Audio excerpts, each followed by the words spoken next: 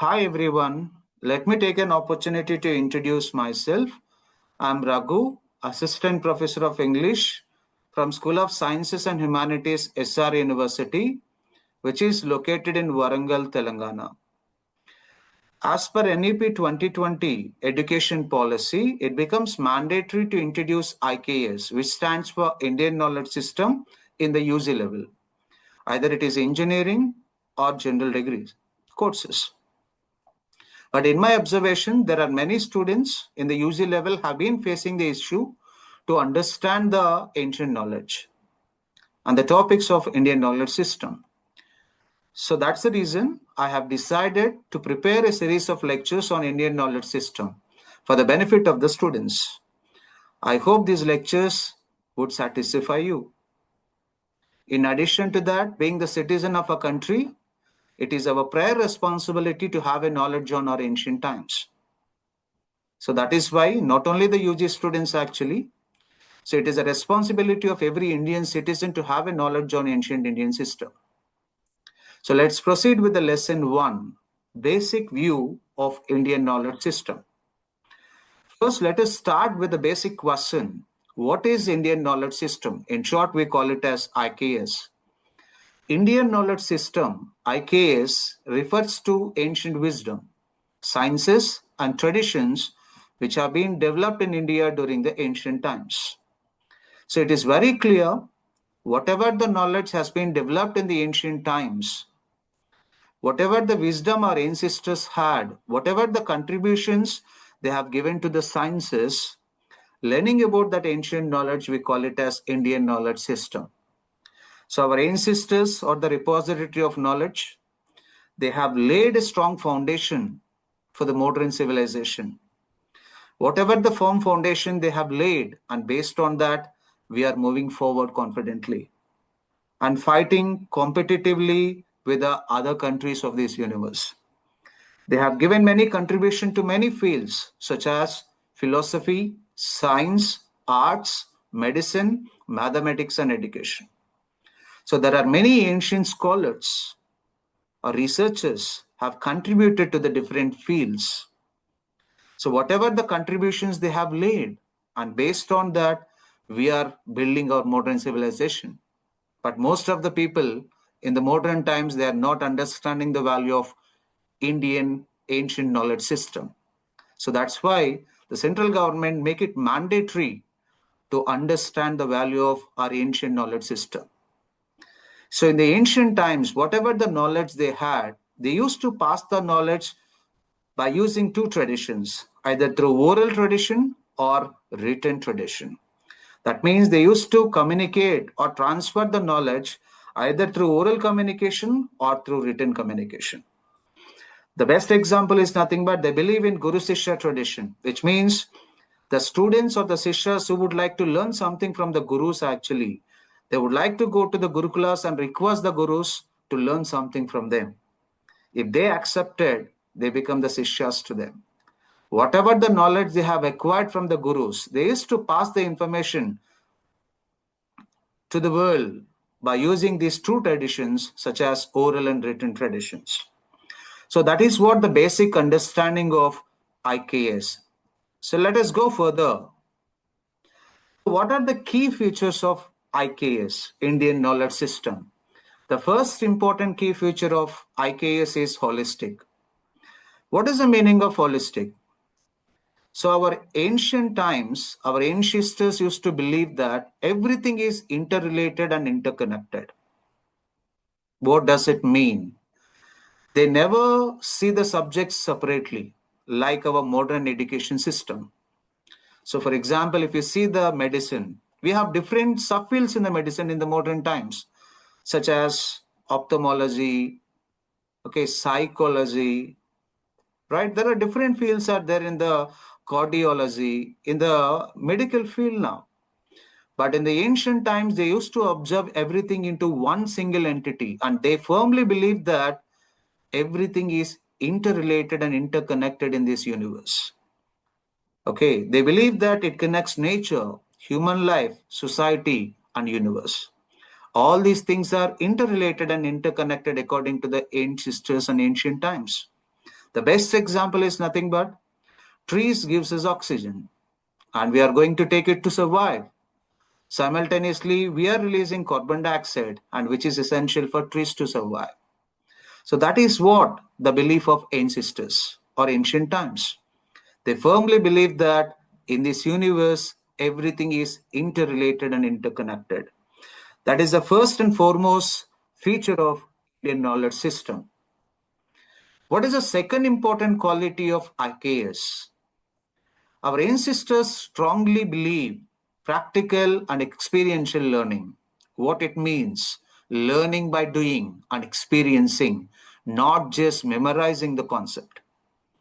There are many people in the modern education system, especially the teachers or the students, they always try to encourage the rote memorization. That is nothing but by hearting, but which is a wrong concept according to our ancestors. They firmly believe learning by doing. They strongly believe that the students have to experience the facts. Whatever the knowledge they are learning from the gurus, actually, they used to apply the knowledge in the real time situations. That is called experimental learning. That is called hands on approach and practical learning. That is the firm belief of our ancestors in regard of our education system is concerned. What are the key features of ancient education system? It is purely activity based learning, not just teaching some theoretical concepts. They firmly focused on activity oriented learning. Okay, and nature connected education. You know that our ancestors always loved to live with the nature. They gave utmost priority for the nature. Of course, in the modern civilization, in the name of industrialization, in the name of development, actually, we are away from the nature. That's the reason a lot of pollution, global warming, many health issues are coming. Okay, even in the young age also. But our ancestors always loved to live with the nature. They gave utmost priority to the nature. Even the education is also primarily connected with the nature. Okay, it focuses on skill enhancement and most importantly, value oriented approach. They firmly believe that education is the manifestation of attitude. Okay, so they used to induce moral values and ethical values in the name of education to the students during the ancient times. In the recent times, I have observed a schoolboy was hitting a teacher ruthlessly. So they don't have a respect in the recent times towards the teachers. But in the ancient times, actually, the Sishyas have a lot of respect towards the teachers. They plead and request the teachers to teach them. But now the situations were contradictory and contrast. And what are the other key features of ancient education? They believe in observation and participation. So before they are going to participate, they practically learn the things, they observe the things, and based on that observation, they will involve in the activity. So these are all the key features of ancient Indian education system. For example, yoga and meditation. They don't just give the priority for theoretical concepts, rather, they understand through regular practice. So, whatever the things they have learned from the gurus, they apply that by doing in action. Agriculture, they believe in hands on farming, experience.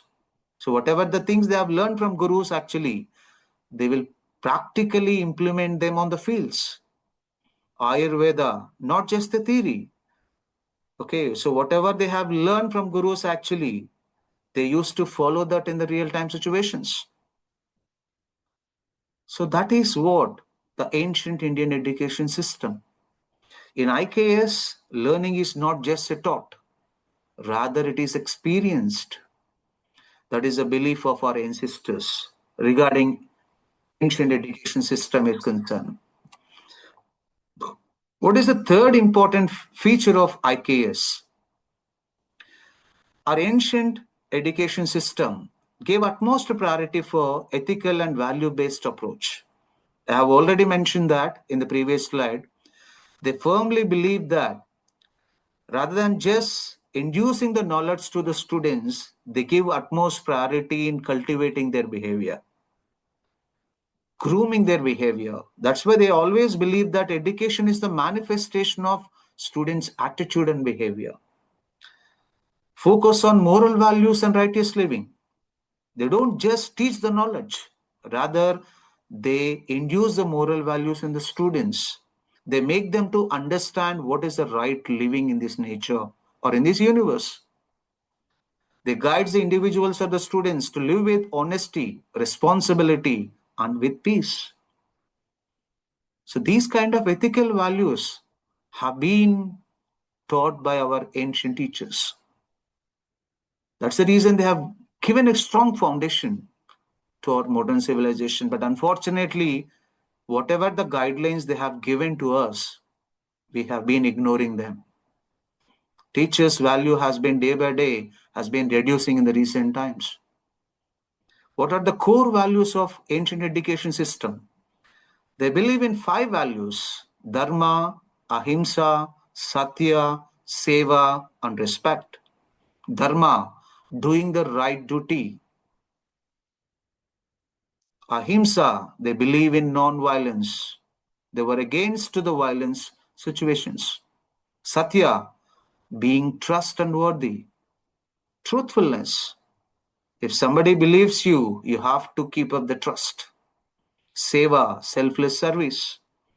There are many ancestors have selflessly service for the development of the universe, for the growth of the human beings. Respect towards the elders, teachers, and nature. These are all the core values used to taught by our ancestors to the students. There are some examples: respecting guru or the teacher in Gurukula system. These are all the ethical values. And this kind of value-based education they have maintained in the ancient times. Practicing non-violence in the daily life. They don't do harm to any people unnecessarily. Unnecessarily.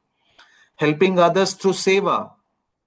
They have given selfless service to many people for the human in the name of humanitarian grounds.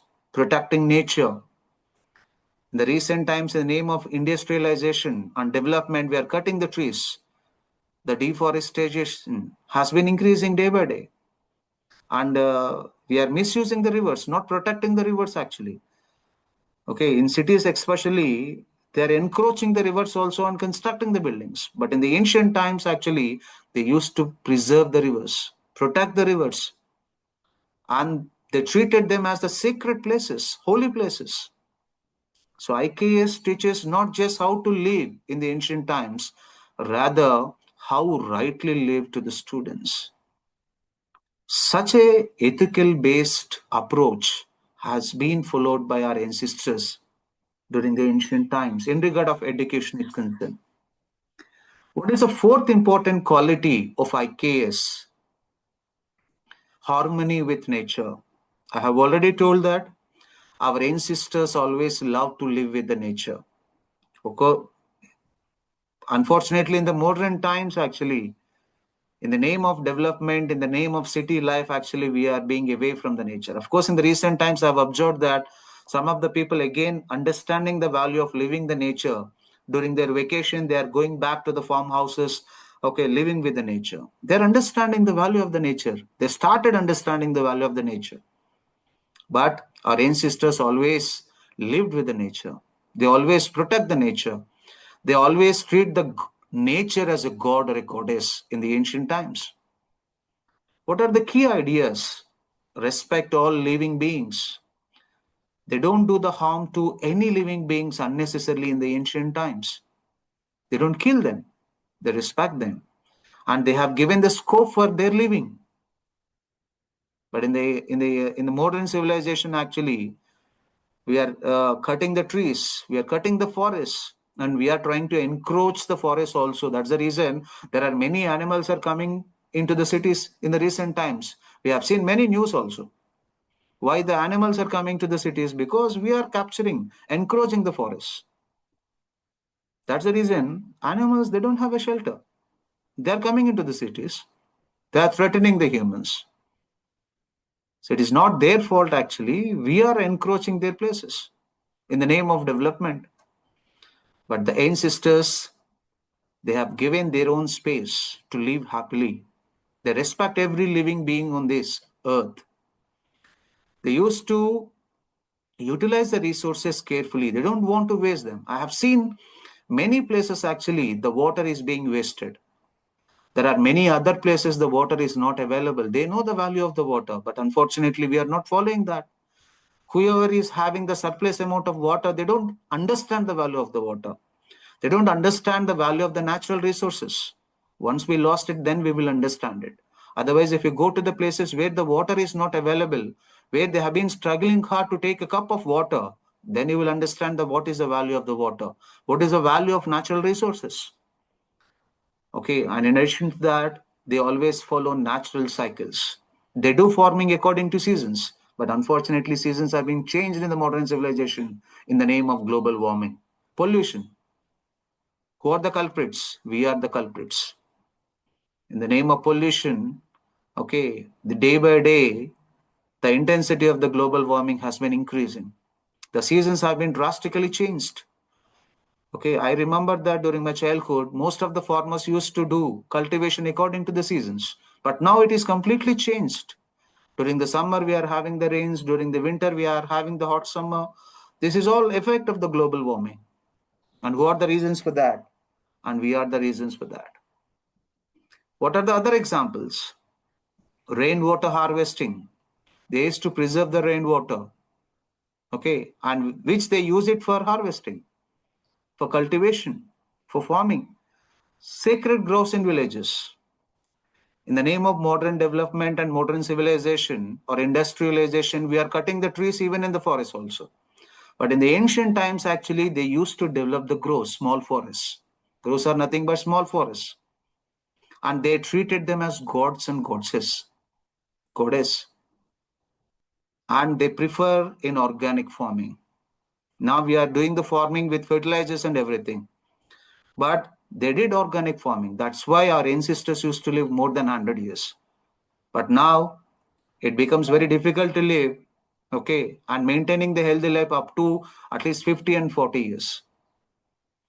After 40s, we have been getting number of health issues, whether it is BPs, sugar, or whatever, because of the food. Even the fruits we are eating, actually, they are not organic. The fertilizers are going inside and leads to many health issues. So whatever the lifestyle that our ancestors have followed, that is the best one. Unfortunately, we are not realizing the significance of it. Of course, some of the people in the recent times started understanding the importance of it, and they are following in their regular lifestyle in this busy world also. And we need to appreciate them. So they have a care for nature, and they strongly believe that if they care the nature, nature cares them. So that is a strong belief of our ancient people. In the previous slides, we already had a discussion on what is Indian knowledge system and what are the key features of Indian knowledge system. We already discussed that they strongly believe that everything is interconnected and interrelated in the nature. They love to live with the nature, and they used to transmit the knowledge by using oral and written traditions. But the question is, what are the sources of their knowledge? There are many sources they have to teach to the Sishyas and students, such as Vedas, Upanishads, Puranas, and epics. Each one has its own significance in transmitting the knowledge. If you take Vedas, four Vedas were there in the ancient times. Even now, they are the foundations of knowledge in the modern civilization. What are the four Vedas we have? Rig Veda, Ajur Veda, Sama Veda, Atharva Veda. You may have a doubt what is the importance of them. They teach prayers, rituals, that is nothing but how to perform pujas during festivals and daily life. And they preserve the wisdom. So Vedas are the spiritual books. And we have Upanishads like Isha, Kena, Katha. What is the significance of these Upanishads in the ancient times? They teach self-realization and ultimate truth to the people of ancient times. Puranas. They have different Puranas actually. Vishnu Purana, Shiva Purana. What is the significance of them? They narrate the stories and legends, preserving culture. So you know that in the ancient times they have different cultures actually. They used to preserve them and narrate them in the name of Puranas. And they used to narrate the moral values. And they used to preserve the history in the name of Puranas. And we have great epics in India, such as Ramayana, Mahabharata, Quran, Bible. All these epics are going to teach something about Dharma, the righteous living, ethics, and human values. So these are all the different valuable resources of our ancient India. There are some people are going to pose a question. What is the contribution of ancient India? I have given the answer with the title, Ancient India, the world's first classroom. Because there are many scholars and researchers, and there were many ancestors have contributed many things to the different fields. Whatever the foundations they had laid during the ancient times, we are constructing the modern civilization on their roots. That everyone has to understand it. First, if you take health and wellness, the ancients and the ancient people, they strongly believe that healthy body gives us healthy mind. That's why they encourage us yoga to keep our body flexible. They believe in Ayurveda, natural medicine. Even now, if you observe carefully, our grandparents used to give some kind of suggestions to follow Ayurveda tips. For example, if you have any small injury, and immediately your grandparents, a grandmother or mother used to apply the turmeric on that, and it acts like an antibiotic. And if you have a cough, you can eat tulsi leaves. So your cough is going to be controlled. So all this knowledge has been transmitted from the ancient India only. And what is the second point? Traditional knowledge in mathematics and physical sciences. There are many ancestors have contributed. There are many scholars, researchers have contributed to the field of mathematics and physical sciences. Ancient ways of learning maths and science. For example, if you take Aryabhatta, who was the first person who invented the zero long back in the ancient times. Without the zero, can you imagine the mathematics now? People use stars to guide boats and farming. See, the knowledge of the ancient people at the time, they didn't have any kind of a compass. But by observing the stars, they used to travel the boats, direct the boats. By observing the position of the stars, they're going to decide the seasons and they do cultivation and farming. They don't have any clocks. That's the reason the ancients used to believe that they love to live with the nature. They love to never live with the nature. They protect the nature. And the third one, traditional medicines, yoga and Vedas. Old Indian books and ideas that teach how to live a good life. The most of the ancient knowledge always try to teach how righteous living. Teach about the righteous living. Not just living, how to live the life in a right way. The Vedas teach about peace, respect, and nature. The different yoga poses. Okay, for example, tree pose help us to have a balance and concentration. So there are many contributions by the ancestors to the modern civilization. Even now, you know that in the modern civilization we have a yoga day, and there are many people are following traditional medicines also in the recent times, pertaining to Ayurveda. So we still have the roots of ancient education, ancient knowledge in our daily life, ancient structures and design. Can you at least imagine there are many ancient monuments still are not damaged? How did they live such a kind of a big stones and constructed big temples and which are not even damaged now? It is a replica of the intelligence of our ancient people. How people long ago built smart and strong buildings. How does it possible without having any technology during the ancient times? And we are thinking that technology was not there. Technology might be emerged, and we fail to learn it from them. Temples that stay cool without fans. Have you ever witnessed this experience? If you go to some of the ancient temples, actually, if you go inside, outside atmosphere was very hot, and inside, if you go to the temple, it is very cool. See the knowledge, see the science, what they know. We are thinking that we are in advanced, but they were in advanced. But we fail to learn it from them.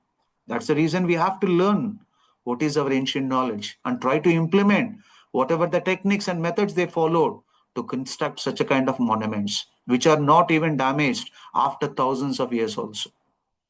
Step wells like Rani Ka Vav to store the water. In the recent times, we are failing to preserve the rainwater. But in the ancient times, they used to preserve the water. They know the value of natural resources. That many people have contributed to astronomy and cosmology too. You know that there are two important theories in the ancient times, such as geocentric theory and heliocentric theory, which is related to the solar system.